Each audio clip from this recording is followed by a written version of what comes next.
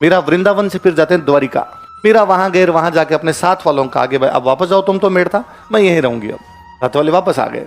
उस साल बहुत भयंकर अकाल पड़ा। जयमल जो कि राजा थे मेड़ता के, उन्होंने पंडितों से पूछा कि क्या कारण है, इतना बड़ा अकाल पड़ा, कैसे पार पड़ेगी। और सब सज्जनों ने कहा, गुणी लोगों ने कहा कि जिस जगह को मीरा जैसी भगवत महिला छोड़ के चली जाए, वहां पे भगवान कैसे राजी होंगे, वहां बारिश कैसे होगी। हे जयमल, यदि तुम मीरा को वापस बुलाओगे तो यहाँ बारिश होगी। जयमल ने 5 पंडित जी भेजे, जाओ मीरा को बुला कर लाओ। मीरा नहीं आए तो देख लेना, तुम्हें दंड मिलेगा, पक्का पक्का लेके आओगे। पंडित जी द्वारिका पहुंचे। मीरा कहा कि मीरा भाई वापस मेड़ता पधारो, आपको वापस बुलाया। मीरा भाई ने मना किया कि अब अंतिम समय नजदीक है, मैं यहीं रहना चाहती हूँ, मैं यहाँ से जाना नहीं चाहती हूँ। उन्होंने कहा आप नहीं जाओगे, जयमल दंड देगा, तो हम भूख हड़ताल पर बैठे हैं।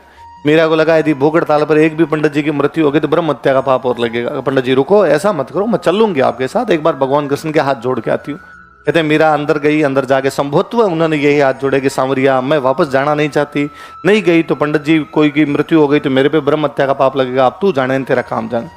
कहते मीरा भाई कई देर तक जब बाहर नहीं आए तो पंडित जी ने अंदर झांकने का प्रयास किया, तब तक मीरा पूरी उस मूर्ति में मिल गई थी। कहते उनका दुपट्टा सरकता हुआ उस मूर्ति में मिल रहा था।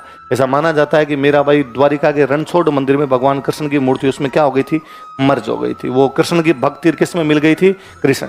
हम कहते हैं इतना प्रेम कृष्ण से या तो राधा जी ने किया था या किसने किया था, मीरा जी ने। इसलिए मीरा जी राजस्थान की क्या है,